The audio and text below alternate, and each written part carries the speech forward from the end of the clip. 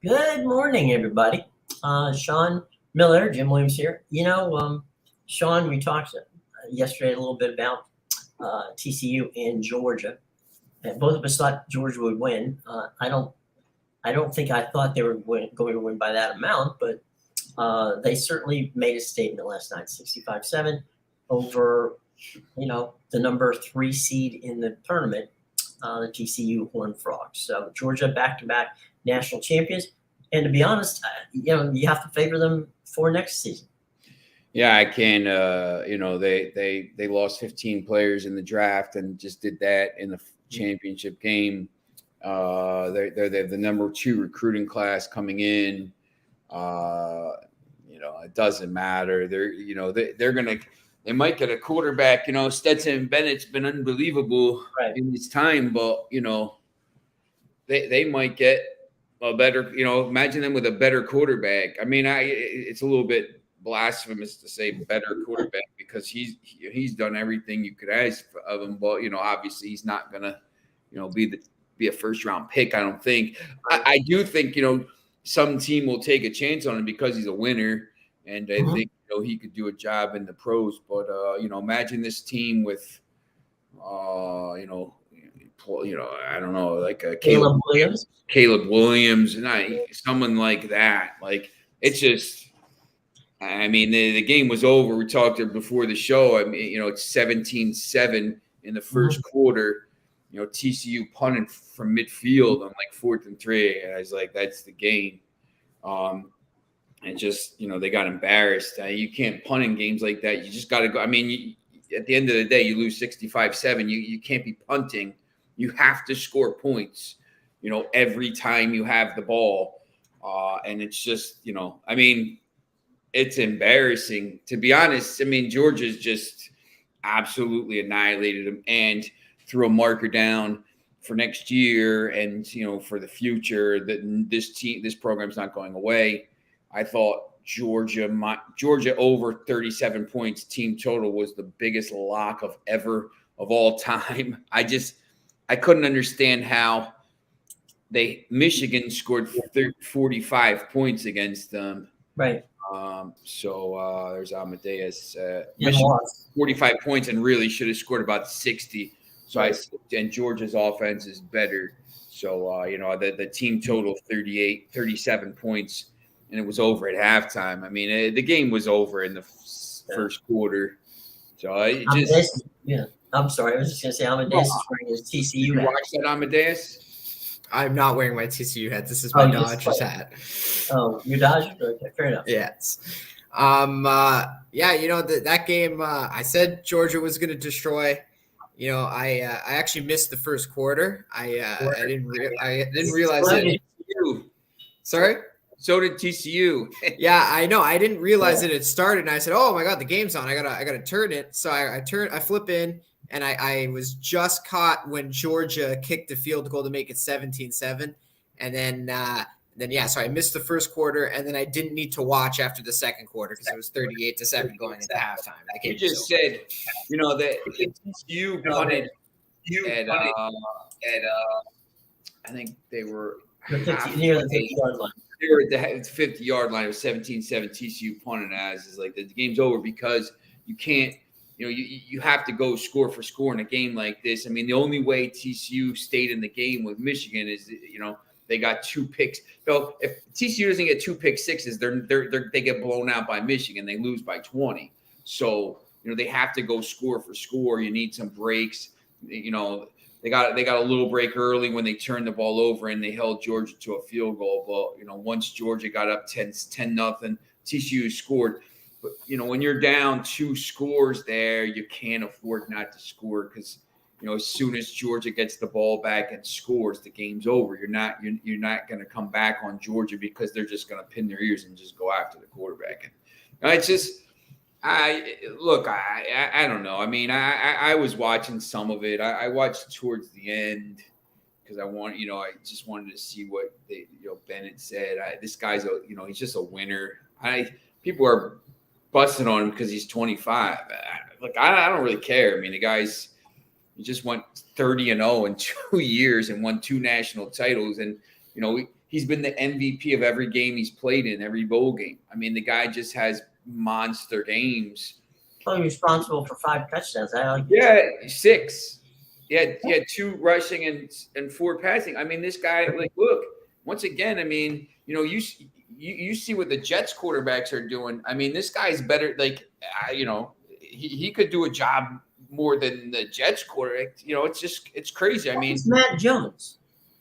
Yeah, look, I mean, I think something like that, or he's a system guy. But look, there's enough systems in the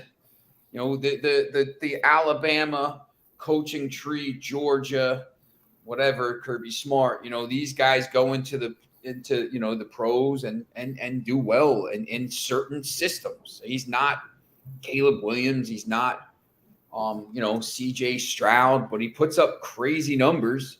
And we talked yesterday about Kenny Pickett.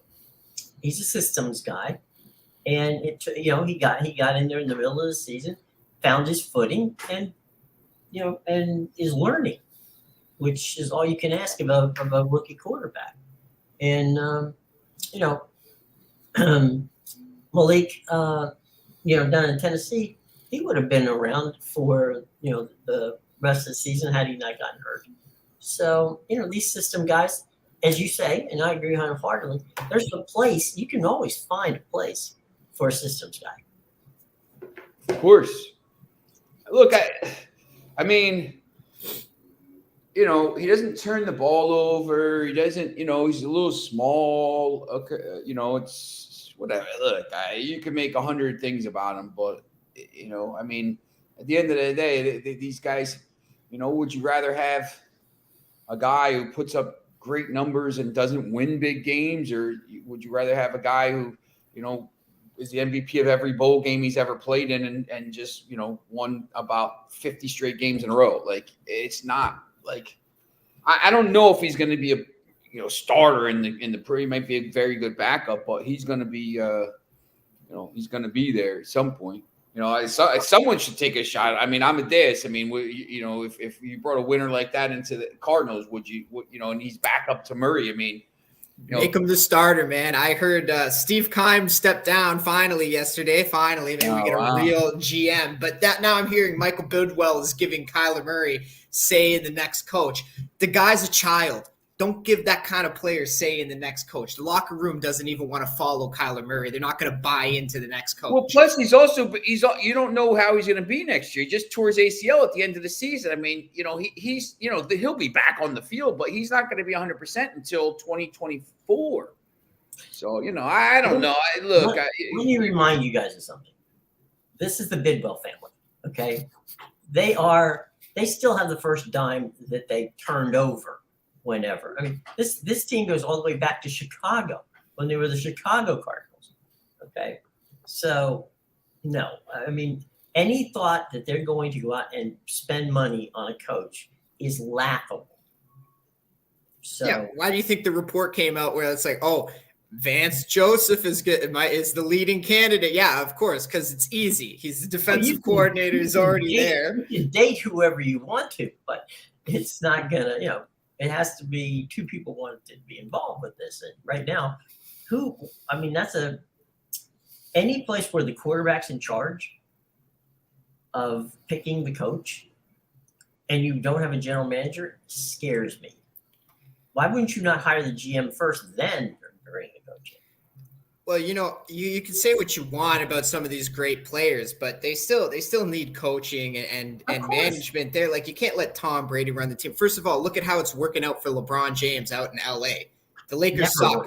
They've sucked for the last 2 years. They traded away the whole team to get Russell Westbrook, and they don't even like each other now. So, like, it's ridiculous. Look at Aaron Rodgers. Give me the money, trade away our best wide receiver. You missed the playoffs, and now you want to retire. Like, you can't let the players run the team. That's right. It's funny. Back in Miami, when LeBron was in Miami, the first year he was there, he went down to Pat Riley's office, and he said to Pat, "You need to get rid of Eric Spoelstra, and you need to come and coach this team."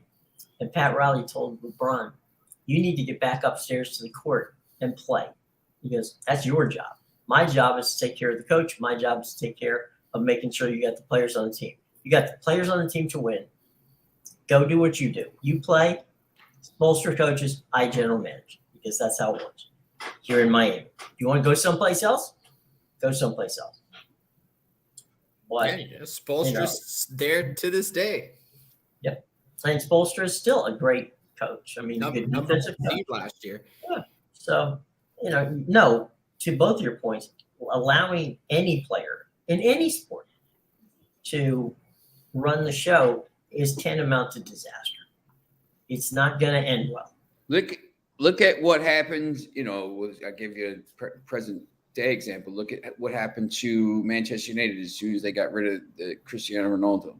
Right. They've won 14 or 15. I mean, they just they're trying to. He's running the show. As soon as they got rid of him, and he's not even. It's the same. You see the same thing a lot. Aaron Rodgers, Ronaldo, Brady.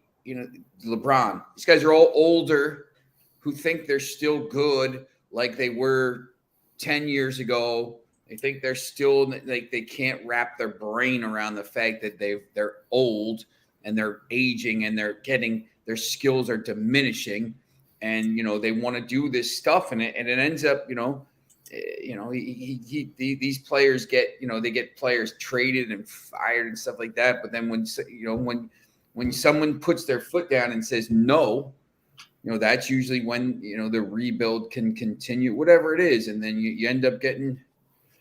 When you hang on to these things, we talked about it yesterday with the Phillies. When you hold on to these people too long, it just prolongs the rebuild, and it just makes it worse, to be honest, because you're usually paying them a lot of money because they're these guys that were making a lot of, they're superstars at one point, and you can't do it like that. It's just you got to rebuild. At some point, you have to just bite the bullet and go, it's not going to, we're going to have a few bad years, but give us time and we'll get back. And those are seemingly the franchises that, do well year in and year out. I don't know about what the Cardinals are going to do. I don't know what well, that's the thing what with the Buffalo's Cardinals. gonna do. I'm sorry, Denver's going to do. But there's Denver's hiring Sean Payton. Yeah. No, they just interviewed Harbaugh this morning, I heard. But which one? The Michigan guy? Or yeah. No, he's a loser, man. I don't want that guy. I'll take the other. I'll take the other one. I think Mark Eckel thinks that if Harbaugh, if they go out early or something like that, he thinks Harbaugh could go. The NFL Harbaugh could go and maybe find a new challenge or something like that. The interesting thing is, the Rams might be open, right? And it's that's an interesting job because that team obviously Super Bowl champion, but they imploded this year because of a million injuries. I mean, it's just sometimes it happened to the Broncos when Broncos had won 2 in a row, right? And then Elway retired, and then they had Brian Greasy, and then they just Terrell Davis got an injury, and then they just implode the whole it just all those extra games. It just happens sometimes, and that team will be very good next year, I think. So yeah, but. I'm gonna float something out here for you guys and tell me what you think. If Dallas loses Monday night in Tampa, I think Sean Payton to the Cowboys. Yeah, Jim, I totally agree with you. This was something I think I touched a bit on last week too. You got to think the Cowboys story is the same year after year. The great regular season.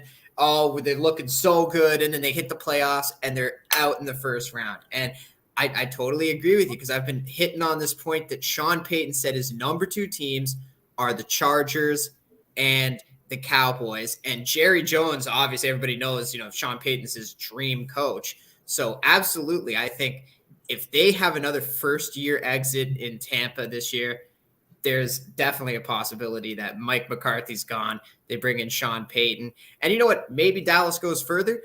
I think that there's a chance, even the chart that could happen to the Chargers. I know Sean loves Brandon Staley so much, but if they have a first round exit in Jacksonville, you got to think maybe something's going on there, because they have a lot of good pieces there, but I can't seem to get anything going. But before we move on, because we will move on to soccer, what about the situation with regard to Dak Prescott? I don't know how much is left in Dak Prescott. Yeah, he's injury prone is the thing, right? Like it always seems. Yeah, but I mean, these aren't the kind of injuries you usually. The older you get, the harder it is to come back from any injury, but not from what he's getting. That's really a lift. Yeah, I don't know. I don't know what's going to happen with Dak Prescott. I mean, it all depends, I guess, if they do bring in Sean Payton, what he would want to do with the team. Is he looking to rebuild with a draft his own quarterback, or does he want like already a veteran guy there? So I guess it's going to depend a lot on the coach, I would say. I know that Sean Payton, I actually heard a story that he almost drafted Patrick Mahomes, and he told this story about how he like it was so secret they went to go scout him, and he told everybody who went with him, he goes, we're going straight to the facility and then back to the plane. We don't tell a soul we were here. And then in the draft, literally they were at the 10th, or they were the 11th pick or whatever he said, and then on the 10th pick, obviously Kansas City traded.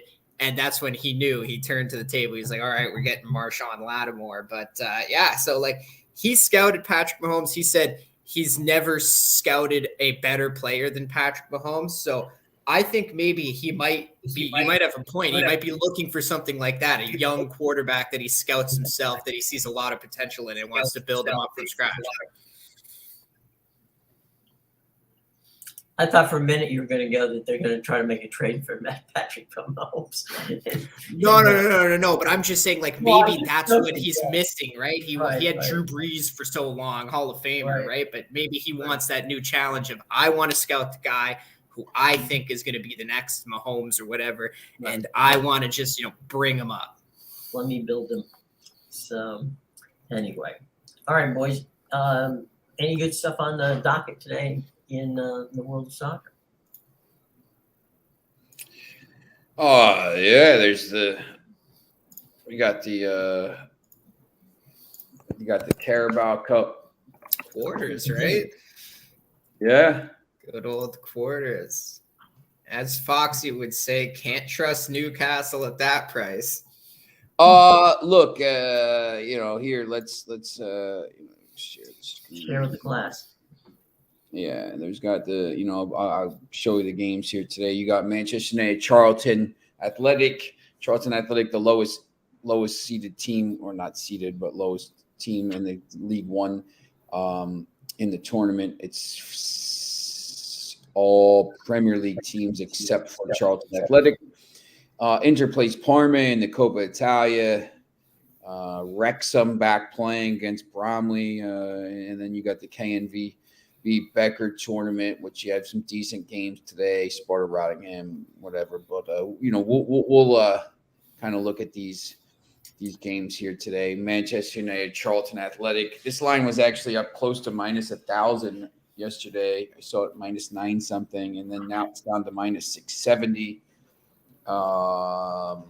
Newcastle was minus 1 something, and now they're up at minus 200. So now I think when you look at the Asian lines here, the Asian handicap minus 2 isn't terrible, minus 157. I don't really know how to bet this game, to be honest. Probably the safest way to do it would be win to nil, I think. I don't know what lineup they're going to put out there because they play City on Saturday. But they also rested some players on Friday against Everton. So I think they're going to play a pretty strong lineup. Defensively, it depends. Interesting to see if they play Jack Butland, who just signed. Defensively, I think they'll be pretty strong. be it Wan-Bissaka, Delo, because he needs a little bit of time. Malacia, Luke Shaw, whoever it is. So I think they'll be pretty strong. They're at the point now where, even if they play, let me see if I can get this Sportsmole. When you look at the team that Sportsmole says might play, Wan-Bissaka, Lindelof, Maguire, Malacia. It's not a terrible team. I'm not like it's a little bit weakened. I don't love Fred and McTominay in the middle. I'm not a big fan of Alanga, but Garnacho, Martial. The back four is pretty good. So I would think they probably win to 0. I can't imagine them losing. I mean, maybe it happens, but I can't imagine them losing. I think they win this game pretty easily. I don't know. What do you, Amedeus? How would you kind of go about looking at this game? Yeah, it's definitely a tougher one to bet just because Man United had their stronger lineup in their FA Cup match on Friday. I think this is a bit of a weaker lineup if that's what we're going to see, what Sportsman says. Yeah, definitely. Obviously, they should still beat Charlton, but, I don't know Man United's motivation. I would think because it's a quarterfinal, they're going to try, but with the weakened lineup, I don't trust them to win by the -2 or 3 goals you need to lay with them. And yeah, obviously you said they have the big derby match coming up. So this is a bad sandwich spot, I would think. I don't really want any part in this game. I just think they're going to probably, I can't imagine Charlton Athletic is going to score. I mean, maybe United wins 2-0, something like that. And win to 0 is, you got decent price. I mean, it's -120, -125. So I think that's not. Manchester United to win at least 1/2. You don't want to take that at -1667. The other game, I think Newcastle went out of the cup. I don't know if Foxy's here or not. We would definitely know if Foxy was here yet. I was going to say, he'll make his presence noticed. Especially talking Newcastle and United. Right. I think Newcastle has to win this game. I know they're fighting for top 4, but you can't, they threw away one trophy, and I think they could have done decently in that FA Cup. I just don't think you can throw chances away. But that being said, Leicester isn't the worst team ever, and they could be targeting a trophy here because when you look at the Premier League table, Leicester is they're only 2 points out of the bottom 3 here, which is a little. If I was a Leicester fan, I'd be a little bit wary of that because they've allowed a lot of goals. They're probably too good to go down, but all of a sudden, if they start, they lost 3 in a row since they've come back. You look at the fixtures coming up. They're at Forest, Brighton, tough game, at Villa, derby game, at Spurs, at United, look at this, at Spurs, they play Spurs, at United, Arsenal, Southampton, Chelsea, at Brentford. I mean, that's a brutal stretch. So Chelsea with their new shiny Joao Felix. Is that definitely done? It's a verbal agreement, is what I heard. Supposedly, United has 48 hours to match, but we'll see. I can't imagine. We'll see. I mean, Chelsea so now they have 17 players that are going to play in that same position. I just don't understand. They need a number 9, but that's for another day. That's for Thursday when they play Fulham.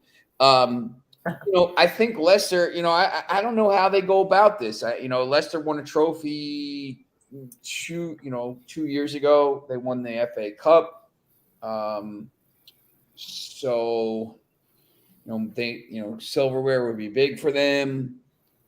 I don't know if I mean, do you trust Newcastle to win by 2 goals here?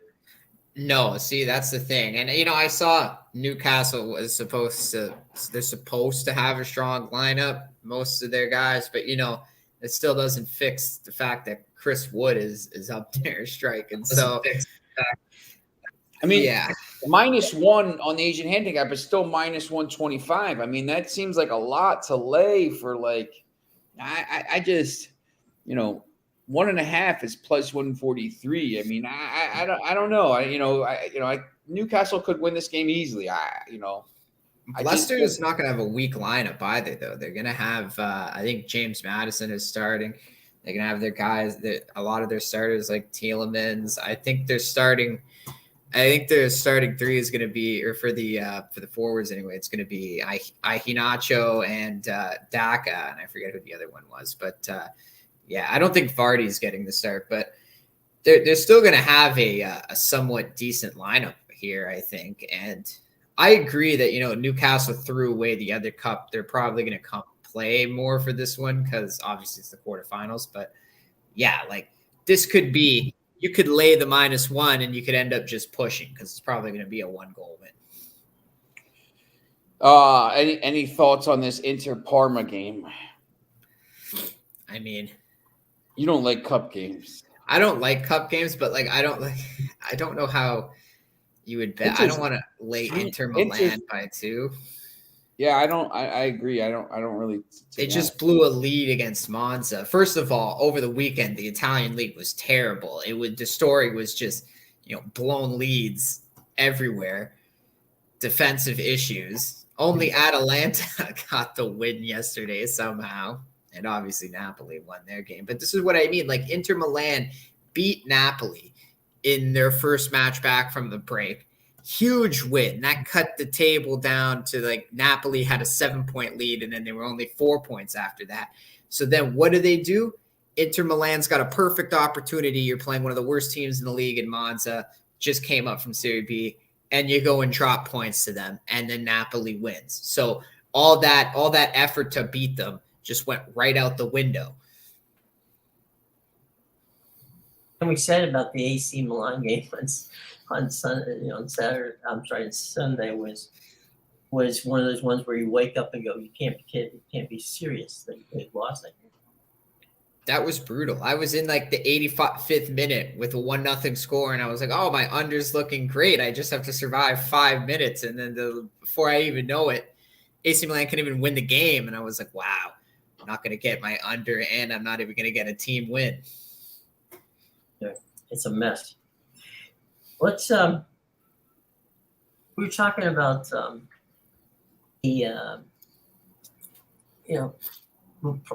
and I were talking about ownership and the importance of what's going to open, because PSG was looking to invest in a Premier League team.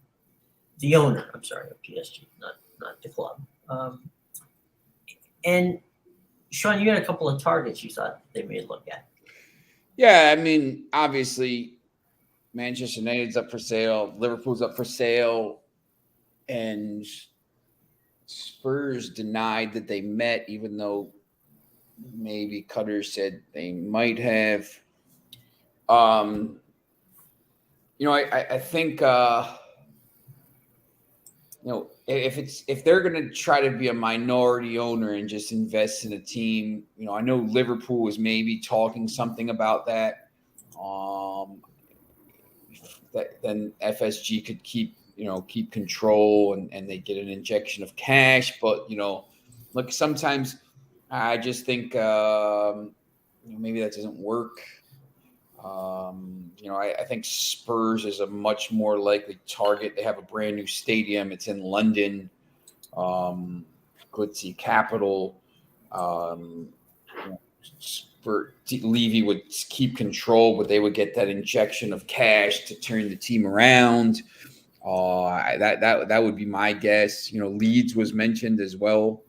Hopefully it's not Leeds as a United fan, but I think for Manchester United, it sounds like it's going to be a full sale.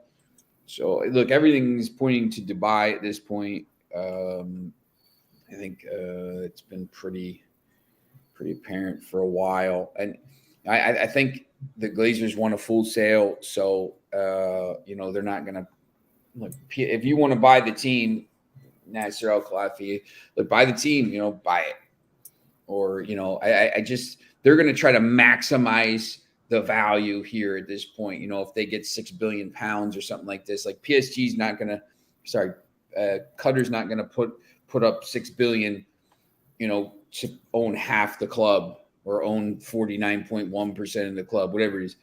So if Dubai is offering £6 billion or £6.5 billion, they're going to take that at this point. So, but it's interesting. I think when you start having these states buy clubs, first of all, it changes the competitive balance, obviously, but the competitive balance has been changed since 2008. Manchester City owned by a nation state, and Chelsea owned by an oil baron and an oligarch. These two teams were like just, I don't want to say nothing. Manchester City is a nothing club before 2008. They were good 50 years ago. Chelsea, cup team, blah blah blah. But they come in and these teams didn't do anything forever. Now they're at the top. So Newcastle, very good example. So I just I think there's an opportunity. I would guess Tottenham. It's not going to be Arsenal. It's not going to be Brentford or something like this. I mean, they're going to look for one of these big time clubs. So.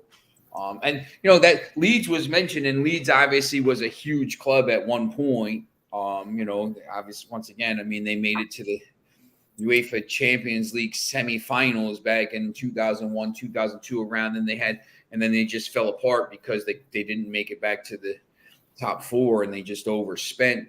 But they won the last title before the Premier League, before Manchester United just went crazy and won everything. So, it is a big club, but I would look, they're going to probably look, they're in Paris, they're in London, Manchester is obviously a becoming town, but London is London. I mean, it's this, it's the capital of the world, you could argue. So I think they would probably look at Tottenham. It's funny. You bring up a very important point, and that is, when you get into these, whether it's a individual state like like the UAE or someone like that, they're buying this not because it's an investment, because it is a toy that they want to show off. Therefore, your theory on Spurs makes sense because it's in London, as you just said. Why in God's name would they go anywhere outside of London when they can fly into London, watch the games, enjoy the time, go out to a 4-star restaurant afterwards, and just entertain themselves? Plus, they have the brand new stadium. Yeah, that's right. The Super Bowl is going to be in this stadium at some point in the next. People say I'm crazy for saying it, but they built this stadium for the Super Bowl. They're gonna have a Super Bowl here at some point. So, it's people. The time zone, blah blah blah. Well, if the Buffalo's in the Super Bowl and they're playing they're playing the Super Bowl in Los Angeles, it's there's a time zone difference. There's a time zone difference. They're not going to do it there. They're 100% going to play this. That was why the stadium was built. So look, Liverpool, their stadium is they're fixing it up. It's still a dump. It's still Liverpool.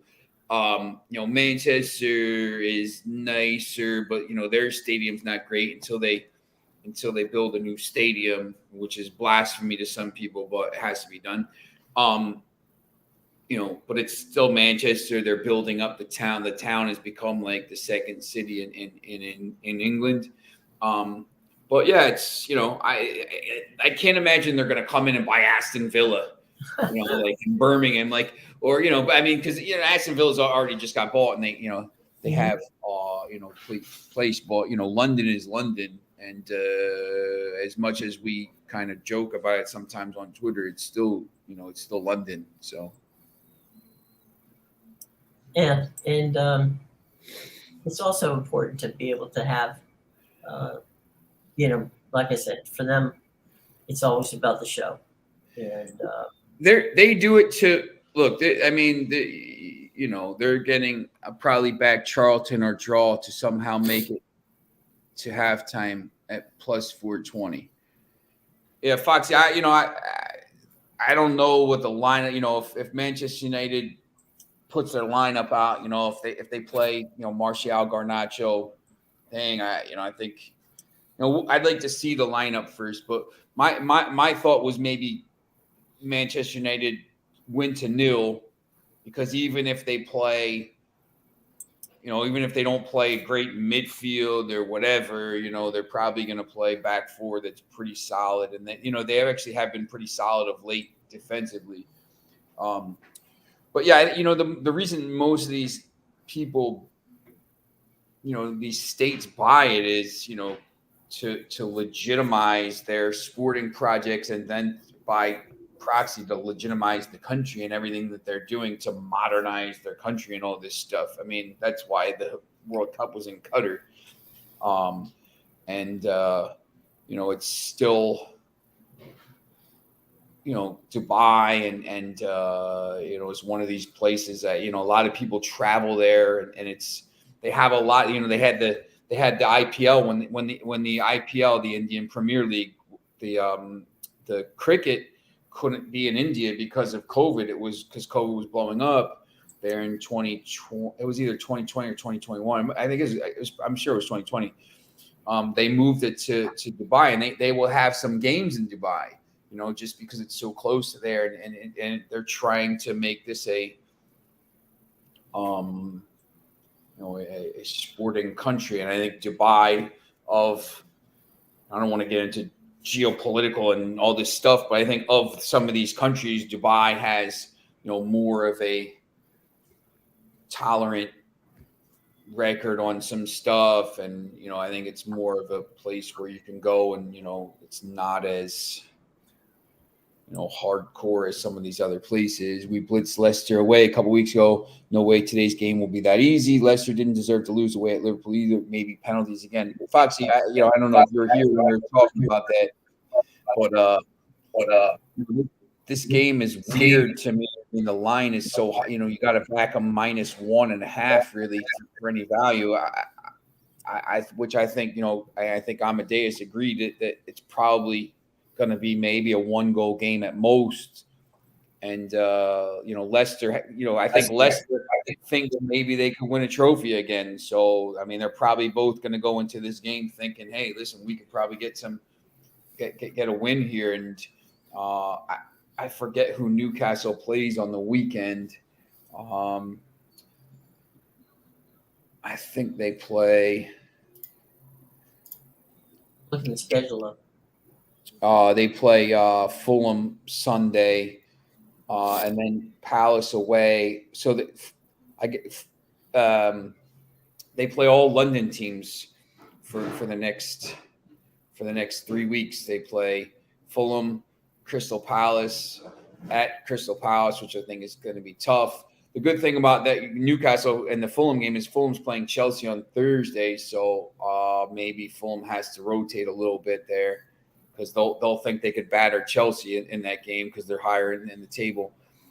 But yeah, they don't have, they got the Liverpool, Brighton, City, Wolves, Forest, United coming up in February, March, April. So they have, I think they have a chance here to win a trophy. So they'll probably go for it. So, but yeah, look at, it's, I don't know.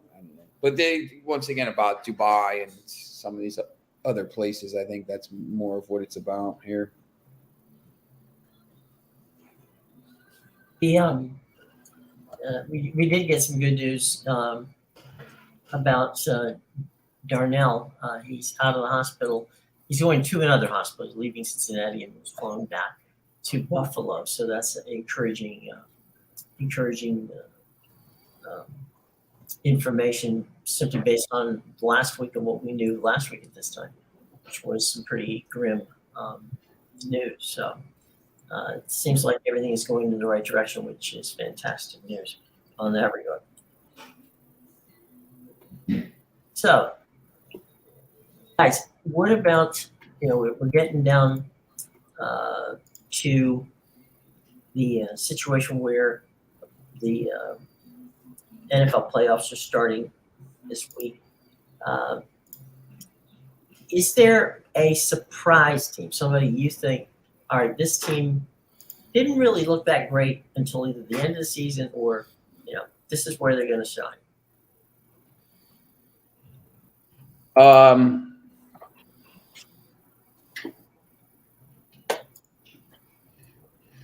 When I look at the bracket, let's see. I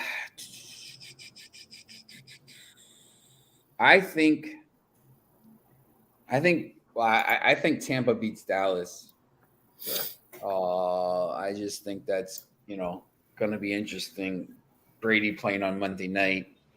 And then Tampa's going to play the Eagles. I think they could win that game. I think Hurts. Wouldn't they? I mean, Tampa's the 4th seed. But they're 8-9.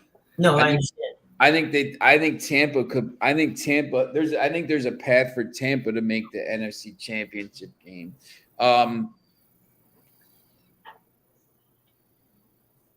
I don't think maybe the Giants could beat Minnesota. I think that's a pretty good matchup for them. Buffalo's going to annihilate Miami. Cincinnati should be Baltimore. I don't even know who's going to play quarterback. San Francisco's going to annihilate Seattle.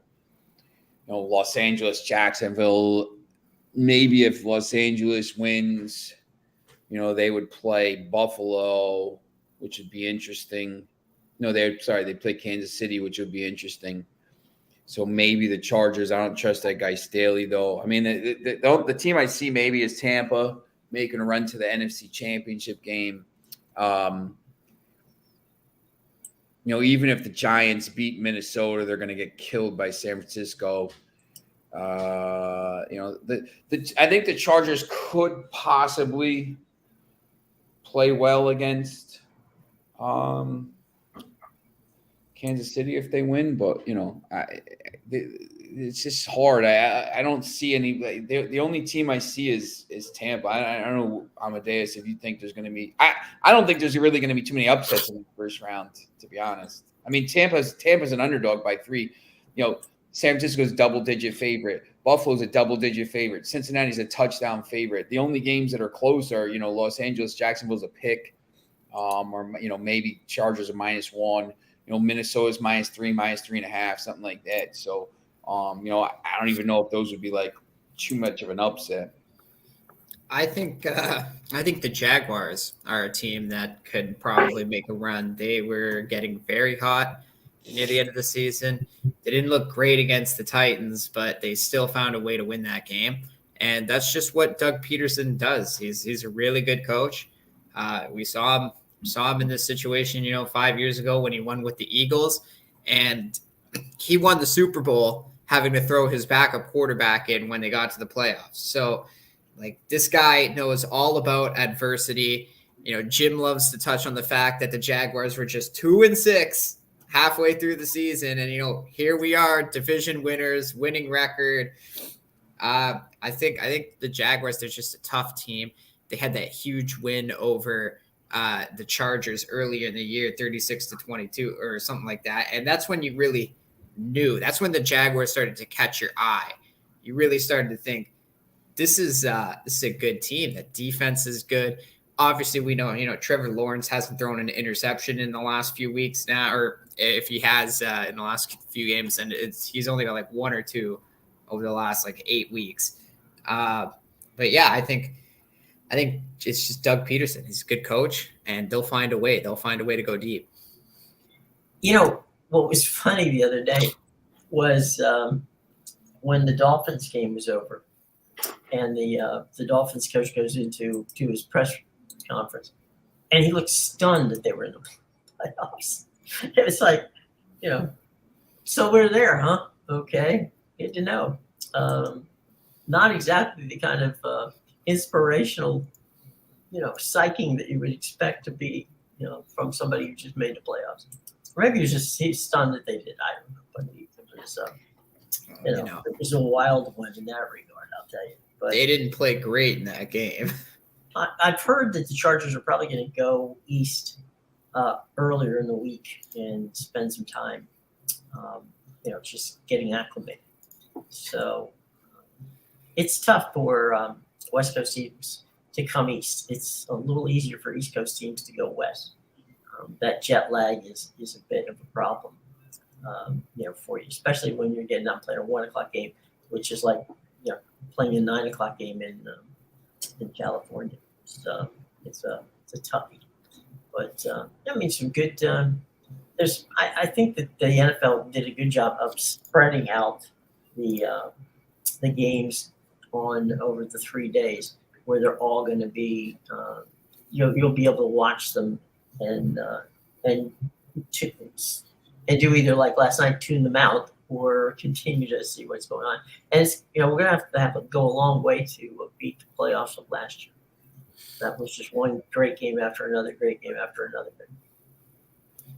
Jim, you said that tickets were going for $2,000 to go to that game last night. If I'm a TCU fan, I'm lined up at the school this morning asking for my money back. And if I'm a Georgia fan, hell, I'm asking for half my ticket price back because I didn't need to stay for the second half in that game. The game was over at halftime.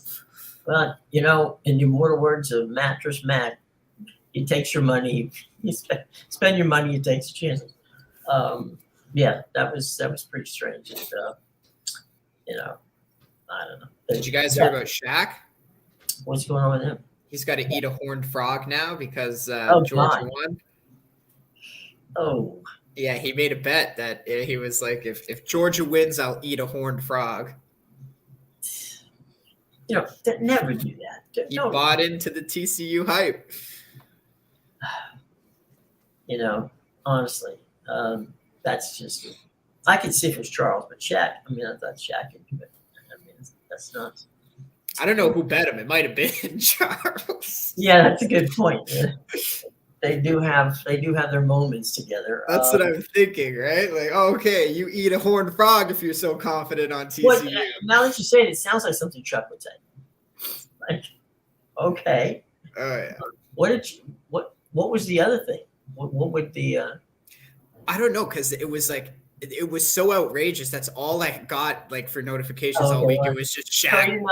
He didn't have to eat a dog after that was over, right? Yeah, no. But yeah, it was like, and I even saw last night he posted something on Instagram. It was like him making a face, and the caption was the face you make when you have to eat a corned frog. So I don't know when he's gonna do it, but keep an eye out. Shaq and the horned frog. Frog legs are a delicacy, but I'm not so sure that horned frogs are. Well, that's the thing, right? He never specified, so I'm thinking that's how he's going to get out of it. He's going to be like, I didn't say cooked or not. That's right. I said I was going to eat a live one. Exactly. Jeez, no, I did not see that. And, man, that's a visual I won't be able to get out of my head for the rest of the day. Oh, yeah. Any questions from the class here? Anything we got going on from the game? It's a slower Tuesday for sports. Yeah, not much. We should get the seedings for the Australian Open. Oh yeah, that starts 5 days. I guess this would it be Friday? In the middle of the night on Sunday night. Sunday night here. Yeah, Sunday night. So we'll find out, but I would be stunned if Novak Djokovic isn't the top seed on the men's draw. Well, they have, I guess Tuesday they start all the qualifying matches. Yes, so all the bottom of the barrel. That's today. Well, that means they would have already started. Yeah, that's no. Actually, I think it says here 6:00 tonight. Our time. Yeah, so I guess it's a Wednesday start for them. Yeah. Okay. Huh.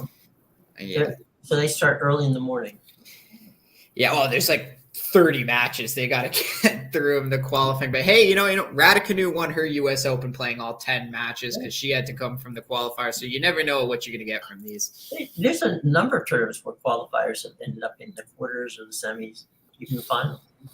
Yeah, and it helps too because if you're that kind of player where you need to build the momentum, Right. So I find with some of these like professionals, they get lazy sometimes, and then you see like a big name go out in the first or second round because they weren't really getting into it yet or something like that. Well, the other thing is you come over here, you haven't played tennis in a couple of months competitively, and you need a warm up. And I'm talking about what is it? You get the first 50 that get the automatic ends, right? Yeah, something like that. So if you're below 50, and a lot of them are, then you have to work your way in through qualifiers. Yeah, and it's only 3 out of 3 sets, the qualifiers. So you can be in and out of that quick. Exactly, right? You lose 2 sets, and it's not like I have another 3 to come back. You're out. Oops. Trouble, ladies and gentlemen. We got trouble in River City. All right. So, all right. Anything else, guys, you want to talk about today? I'm good. Okay. Amedeus, you're good too? Yeah, like I said, slower day for me. I didn't give out too many plays today. All right. Tomorrow's the big day. That's when I guess the Italian league, I think, is having a full slate tomorrow. So everybody in Italy will be awakened by soccer tomorrow. That's good. Exactly. Well, yeah, they have their little siesta from noon to. No Italian games. League One play. Everybody in League One plays tomorrow, though. Oh, is it the French league? Okay, my bad. Yeah, Okay. yeah. And the Coupe de France there's a games, and there's AC Milan plays Torino tomorrow though in Coupe Italian, and then also the Spanish Super Cup starts in Riyadh, Saudi Arabia. Real Madrid plays Valencia, so there are some pretty good games tomorrow. So we got some good matches for Wednesday. That's such a play tomorrow. That's always good. That's usually how it happens. Crappy Tuesday, jam-packed Wednesday.